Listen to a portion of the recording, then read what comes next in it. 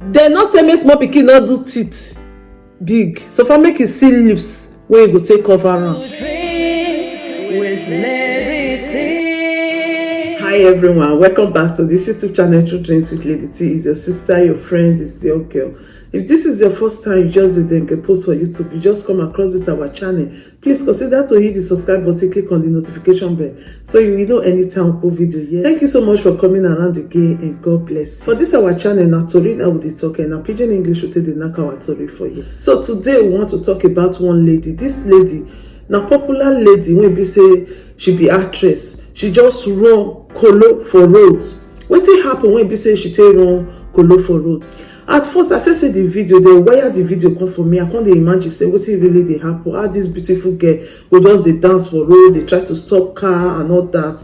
I try to know what happen and not feel know, then I just pause until when I can't really get wetin happen and I can't see and say they bring her come out for news. Now it's okay. Me go still shook my mouth put for this matter. And that make me carry the matter come here today. Some people say she be Ghana, some say she be Nigeria. For her Instagram page, when they sent come for me, they write and say she be Congolese actress. So I don't really know where she from come anyway.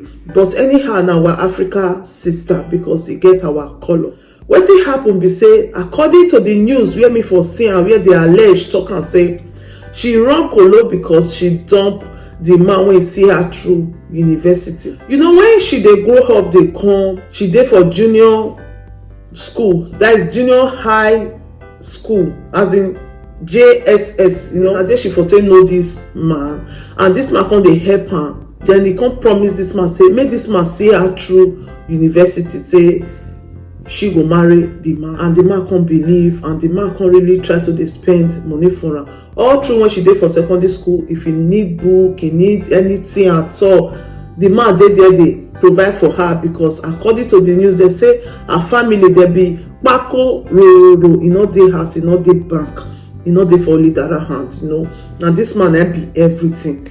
Being as saying don't promise this man can't dey put more effort, say I want to train my wife, maybe say na me train my wife to university level, I go train my wife to my taste, I go marry her, you know.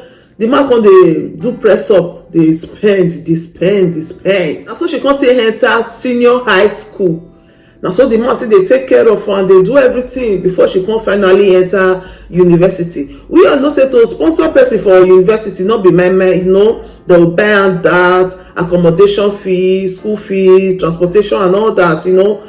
So, and you need to meet up to the other ladies. You need to they dress up, they buy good clothes and buy good hair, look good, you know. The man they do everything. Actually, the girl a very beautiful girl, you know. She really look good. She really they take good care of herself. The man they do all this effort. Say, now my wife at the end, she'll be my wife. According to the news, they say not tell that this lady can't jump correct bobo for school. If you see this bobo, they say if I finish, they say now so he gets 6-pack. I've been an 8-pack. They say when the guy will stand like this, now the kind of man will be say ladies one get, and the man or you both they come out well for a mat, and the man really look good and ego money is still there for the man side, and it can't be say the man can't just like this girl. Then they can't begin the day together. But whether the girl can tell and say this school when me they come, so now somebody when I promise marriage, now they sponsor me, not be me they carry myself they come, or my papa now they send me to school because my papa na kpakororo. I don't know whether the lady tell the guy all this story how she take enter university. I don't know. So when they come the day like that guy when be say he sponsor am for school, he can't try to they call am. They want know how they do, because before they stay line, you know the way they take they talk, you know they don't believe say na a wife to be. If you can't they call the lady now, the phone now we can't they say hello, the black girl you are trying to call is with another black boy, you know. So when the man can't they call, can't they say the way the lady can't they dodge am for phone, can't say something is fishing. Then the man can't they say this lady be not they do like this. I been don't carry boyfriend for school. if you call her, you know they pick. If you call her, now so they go read, oh, now so they go library, now so they go here, now so if they read, may not disturb. And I can say, now today you enter the school. If you they read before now, where they call you, why can't be saying at this period of time now you can't they judge me for phone? The guy can't see they try to know what it dey happen. Now the girl no fit hide that again because she don't carry the way by that love of 6-pack, correct fine boy with jeep, you know. Now you just open up, content the man say, abeg, this relationship e don end o because I no fit follow you again. You know, as I be university girl, maybe that man no go, and you no be my class. I'm so sorry. No be as we take talk am when we dey go farm. No be so we take talk am again when we dey come back again. So I'm so sorry. Like the man say, okay, now so you talk. You say yes. So now the man go shake his head. He said, are you do me this one? Because na only God know how the man take get the money wey dey spend ever since. Na so the man take run go babalawo, he run go native doctor go do otomopo for this girl head o. They say one day the guy just dey carry am dey get post for area now. As the young history, the guy head don dey shaky o. The guy don open door, he say one come down, he wan come down. Baby no dey my happy now. As I take see the story, now they tell una so, and una go dey see the write up for here because me no fair do. I know say since last week, now this video don dey fly. Almost 10 people don send me this video. You understand? I no shook my mouth because I don't know wetin happen. As me come see am for news, say see wetin happen, that make me come dey talk now. You understand? Now as I take see am for news now, so I take dey tell una so. You understand? And me, anybody no ask me the video.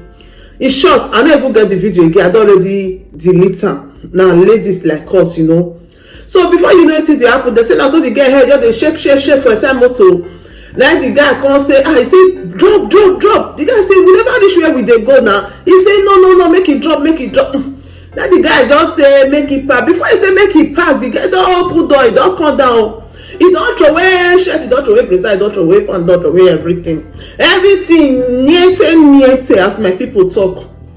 The guy come dey shame, he try to hold on, he no fit hold on. Now so the guy take drive, leave and comot. Now so she begin dey dance, so go music, they dance for music, they dance, they try to stop okada, stop taxi, stop any car wey dey pass. Now then they come begin dey video am. The guy.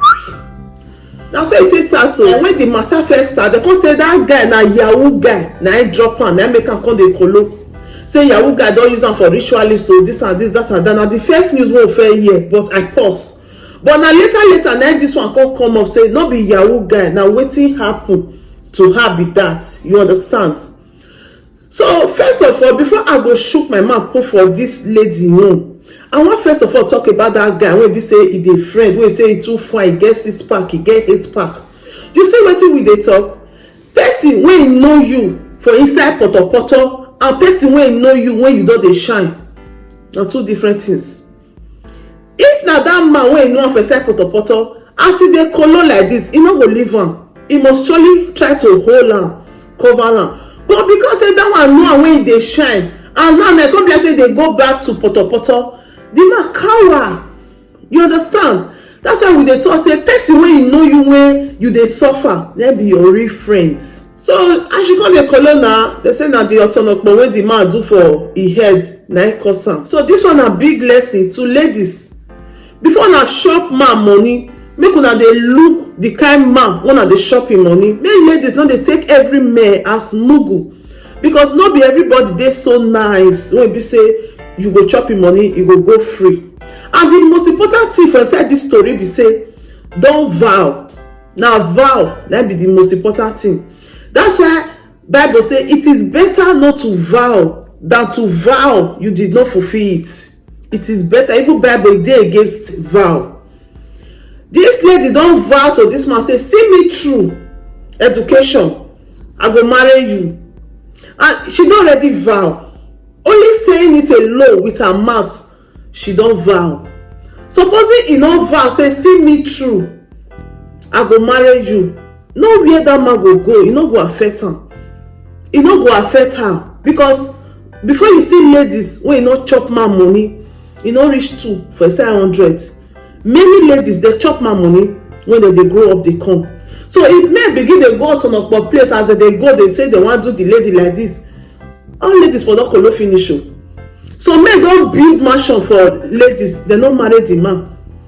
The man, even though say carry their name go Kafaja, e no go work because they did not vow. There's power in vow. You understand? So this lady vow. That's why you see say this man cash am like fowl like this. I can say that this lady now, she make the mistake when she go vow say she go marry this man. She not supposed to vow because this man can still see her through education without say she not vow say she go marry this man. Because after all, the man they chop ample now. Maybe they go the man house, they wash the clothes, they clean the clothes. You understand? So now she do her say she for no vow. Now that vow now be the problem for inside. Because everything when the man they do, not be saying really they do it for free. You understand? That's why you see some ladies that they use their common sense. Man go do even ahead for them. They not go vow say I will marry you. Some ladies, men don't build house for them, buy car for them. They not vow say they will marry the man. And when the relationship end, now everybody carry a kanya go. If you go marry person where you want marry.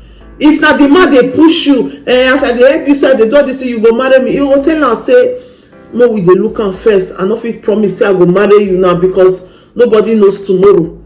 You go take am pass like that. Or you come do that blood covenant. You say no, I know they do. You understand? You go take am pass like that. Common sense. Now some ladies they use when be say they fit succeed men to do a lot of things for them. At the end, they no marry the man. So I believe say this topic now lesson to ladies. Know the kind of men when you take as mugu, and not the vow wetin you know say you know go fit do because you no know tomorrow. The love for you they sweet you now. Tomorrow if you can see another person wey be say now you like pass or when you get this kind of 6-pack where you define, and probably this man now maybe not get that 6-pack, maybe not other one wey get belle like babuwa. You understand? And she don't be graduate or be undergraduate.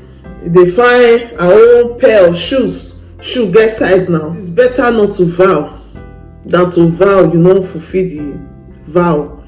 Then they make the autonomous, but they active well. And again, wetin some ladies they do, the thing really they get as it they be. They just see woman, just they colo, you just stay for road, they colo, they dance. All women stand, then they look this lady. They not fit carry wrapper, make they take cover her. They just they look at the video. It's really bad. Women, more they support ourselves, more they help ourselves because she takes throw away her everything. I got to create and put for ground like that. That's what your own still be. And as they look at it, they look you with the same camera. Say una be the same thing. You understand? And she just sneak and also your own still dey ground, even though say you wear club because now the same way God take create all of us. So as if you be say that kind of thing happen. So those women went there around, they for quickly carry wrapper, cover her. But they just leave her. So tell she stop motor, she come out from motor. She even go waka go where they dance, they dance. Nobody even carry wrapper, take over her. So they know they see women when they tie wrapper again, be the trousers when they come they wear for Africa, not make that they see women when they tie wrapper again to take cover her.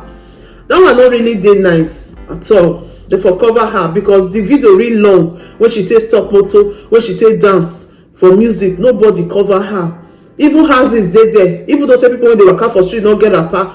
Coupons they there now. They not even go say go take wrapper, take cover her. It's not really dey nice like that. Everybody go they clap, they look. It's not really dey nice. So I just pray may God forgive this our sister and may God touch that man. Make he still forgive him because now that man go fit still do that thing back.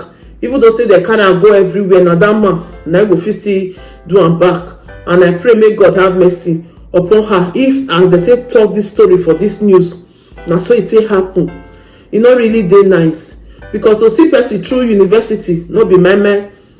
Now maybe the man work hard, he struggle, maybe make so many sacrifice, maybe he deny himself so many things because of her. Maybe some ladies don't they will be say don't love this man. This man will say no, I want marry graduate, me I train my own by myself. At the end, they can't tell and say, classic rich. Not be all men go they so nice like that to say okay I leave you for God. Not be all men go they so nice like that. Not be all. because maybe the man pass through a lot to get the money to see her through school, and that accommodation fee, school fees, and upkeeping, all those one na money. And you go buy clothes, you go buy human hair, you go buy all those earring, jewelries, all those things. Na money e no easy.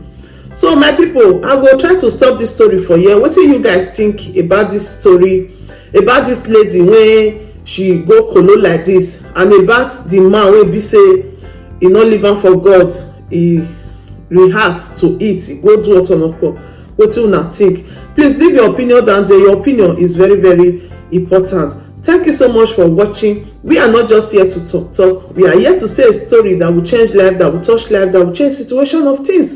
If you share this video, you are going to save a soul today, because many ladies, when we say that they do this kind of thing, make them still learn say it's not all that glitter are gold, and make them still learn say not be all men you will take as mugu. There are some men will be say they're ready to do you back. So please, if you have not subscribed to this YouTube channel, please hit the subscribe button, click on the notification bell, so you will know anytime we put video here. I remain your sister, your friend, your girl, or your pikin, anyone you call me. I did there for you. True Dreams, Bright Life with Lady T. See you on our next video. Ciao, ciao. If there is anything that is bothering you, my friend, please say it so others will learn. Bring it to True Dreams with Lady T, and God will be your strength. Bring it to True Dreams.